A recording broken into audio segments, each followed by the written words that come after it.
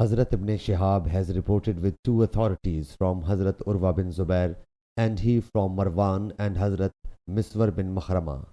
When the Hawazin delegation after embracing Islam came to Allah's Apostle sallallahu alaihi wasallam, they requested for the restoration of their wealth and return of their captives. Allah's Apostle sallallahu alaihi wasallam said to them, "You are watching the people who are along with me, and I like truth the most. You should opt for one of the two things, either the captives or the wealth. Only because of you, I deferred the distribution." And Allah's Apostle sallallahu alaihi wasallam waited for them their reply for more than 10 days, and even he sallallahu alaihi wasallam returned from Taif.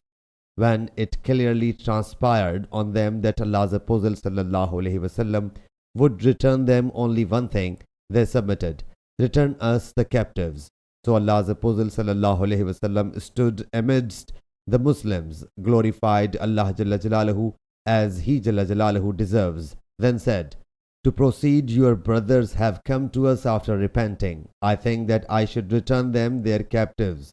So whosoever amongst you wishes to set his captives free should do so, and whosoever wishes to take prize for his share, he will be granted that out of the property of pay which Allah Jalla Jalaluhu will confer upon us."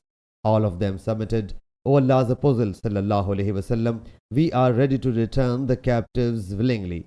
Allah's Apostle sallallahu alaihi wasallam said, "We don't know through conjecture who has given permission by heart and who has not. So go back all of you, hold a talk, and then send your chiefs to us."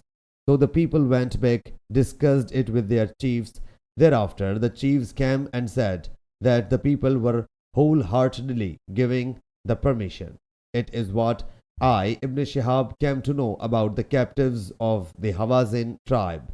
Sahih Bukhari, Hadith number 4318 and 4319.